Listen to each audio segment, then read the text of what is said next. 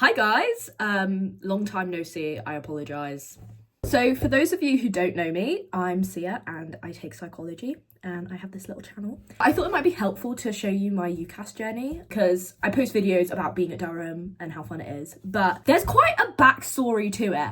And I remember just before results day looking through and looking at everyone's like what to do on clearing UCAS, and videos like this helped me, so hopefully it will help some of you. That's a brief bit about me. So to start the story, it was not as simple as applying to Durham and getting in. It was not. For some people it is that easy, and respect to you, honestly, but yeah, I hate UCAS. To start the journey, for A-level I took psychology, computer science, sociology and Welsh back. I started my UCAS journey pretty early in the academic year. Essentially, I went to a really big sixth form, and so our internal deadline was around November-ish. We were expected to have quite early applications just because they've got so many students to go through and write statements for. So it did make sense, and although I went through a lot of drafts of my personal statement, I had previously gone to a grammar school, and so every opportunity that I was given that I could take advantage of, that I could seize, I did it. Every extracurricular you can think of, I probably did, because I'm someone where I enjoy a lot of subjects and I really like interdisciplinarity. And so I would not limit myself to being like, oh, this is my specific subject and this is what I'm going to focus on. So growing up, I went on, I don't know how many clubs I joined, how much I did, but everything I did, readings, internships, anything you can think of, I tried to do it so that when I got to my personal statement, it would be an easy thing to do. 9 times out of 10 people don't do that and you just get into your unis. But it did make it a really easy process. So I did that thinking, you know, personal statement will be a breeze to write. Took a few drafts. When it comes to applying to unis, you get 5 choices on UCAS. I went around and had a look at a few different unis. One really helpful tip I would give, because I didn't have the time or resources to be able to go to a lot of unis, is I narrowed it down to one like city uni, one campus uni, and then I went on a collegiate one as well, because it made me realise what things I liked and what things I didn't like about each type of uni, which really helped me like narrow down my choices in the end. I knew I wanted to be somewhere more city-based, but I always loved Durham. When I went there, I enjoyed it. I tried to keep an open mind at my other unis, and it did really help give me some clarity on what I would like to apply to, but I went to Durham and it just felt like the right fit. I loved the system. I loved how it worked. So yeah, with that in mind, I applied. My application went in at about late October, early November, I think. So it was quite early, and then it's just a waiting game. I don't know, should I mention my grade predictions or not? These were my predicted grades. And it was just a waiting game. Now, year 13s, you will be relating to this because most unis like to take their sweet time replying. I was waiting for a very long time. I went to a Welsh sixth form, and so a lot of the Welsh universities got back a lot quicker. I did not apply to Welsh universities. So everyone was like, oh my gosh, look at all my offers. I was like, guys, I got nothing. In December, I finally got one offer from Royal Holloway. That was going to be essentially like my insurance if I hadn't got the grades that I needed, but it wasn't like my first choice uni by any means. For that, I needed ABB, so it felt very safe. I was waiting, and time was going on. January, February, March, and it was getting to end of March, and I was like, this can't be. I know they take a while and they should be coming out by now, and it was getting closer and closer to the like deadline of when they're supposed to tell you, and the closer it got to that, the closer I felt like a feeling of dread. There's something not right, because at that point I'd have people from other subjects getting their offers back from the unis I'd applied to. In that moment, although it was in different subjects, I got this feeling of like, this can't be. This isn't feeling right. Surely I would have heard from at least one other by now. And it was about, I want to say, 3 days before the deadline or something ridiculous. And relatable moment when you get that UCAS track email and it's genuinely like, there's been a change to your application. Yeah, I do not want to hear that there's been a change to my application. And I opened it and it was rejection. And it was okay. It was for a uni that I'd applied to. It wasn't Durham, but it was all right. Later that day, I got another UCAS track email and I opened it up and it was a rejection. I got multiple rejections in a row. And I was like, this is not a good sign. This is really not filling me with hope. One thing you can do is contact the unis that you have heard back from to just see, and a lot of the time they will give you feedback. Like, they gave reasons why on my form, but every reason why was saying it was an oversubscribed course and we just had too many applicants. And then I just knew deep down that I didn't have it.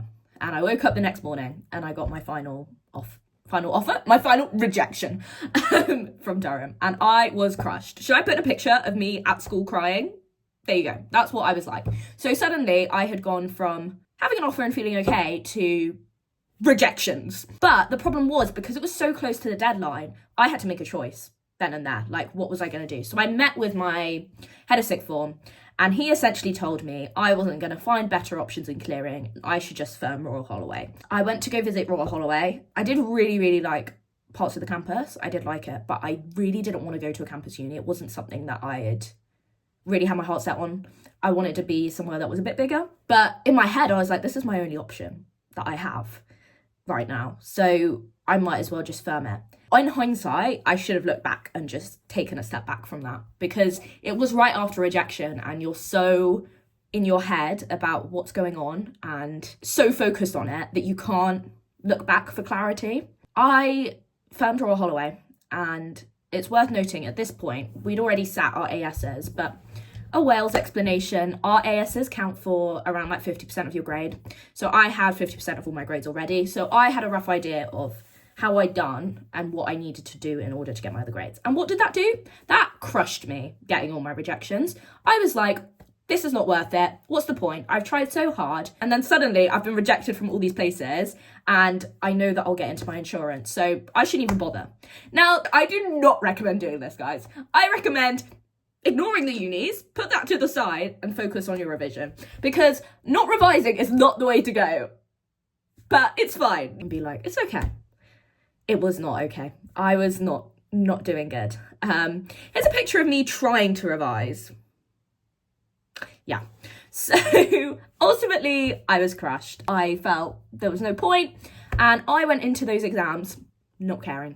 I didn't feel anxious. I went in, I sat them, I walked out, left. Like, it's getting close to results day, and I was thinking, well, I should at least look at some clearing options, because the more I thought about it, the more I was like, I am not feeling Royal Holloway. It's not for me. It's not my fit. So I started looking around at like watching clearing videos, what you need to do. And I really do recommend doing that, because there's always loads of options, and just making yourself aware of the clearing system will make it so much less stressful on results day, no matter the outcome. So I knew what I was going to do. I had contacted my school, so I didn't have to go in to go get my grades. They were going to email them to me just so I could be on the phone for clearing if I wanted to do it. And I did get into Royal Holloway, but I did feel like I wanted to go on clearing. Now, let me tell you, clearing is horrible. Clearing is a nightmare, and it's something I've related with a lot of people here about. You have to keep in mind that everyone across the UK is going to be phoning up these unis at results day. They're incredibly busy, and spaces go incredibly fast. It's just a matter of luck. I rang up all the unis that I was interested in, seeing that they had spaces on their website, and they just went. They were just going so quickly that it was a nightmare. And I ended up not getting onto any of my clearing choices. I ended up going to Royal Holloway. I tried to settle in. I tried my course. I then thought, maybe the course isn't right. I'll switch courses. So I switched to psychology, and it still just wasn't. Something was not right. Something just deep down wasn't right. And I think I tried so hard to at least see if it worked, and it just didn't. And I knew deep down that it wasn't going to work. So I ended up withdrawing my place maybe like a month in. I was like, what am I going to do now? What do I do? Step one was I redid my UCAS application. I got a hold of my old school, and I reapplied to unis. I did not apply to my original 5. I did still keep Durham in the mix, but I applied to a mixture of different ones this time, knowing what I wanted, and I did not want a moment like Royal Holloway where I hadn't looked into it enough and ended up not liking it. So I wanted to make sure I had plenty of options that I was really happy with. I also applied to a 6th option called LIS, and if you are someone who is really interested in lots of different subjects and interdisciplinarity, I would really recommend it. I think had this story not gone the way it had, I definitely would have picked that university, and I just wasn't in the right financial space at the time to be able to go there, but definitely worth looking at. I had a completely different application process for that uni, so essentially I had 6 unis in total. And let me tell you, applying to UCAS the second time round is so much easier. So much easier. I got my personal statement done, dusted, sent off. It was done. And within 24 hours, I got an offer from York. So I was like, okay, this is going a bit better than the first time. What do I do with my time now? So I had decided I was going to go and travel a bit.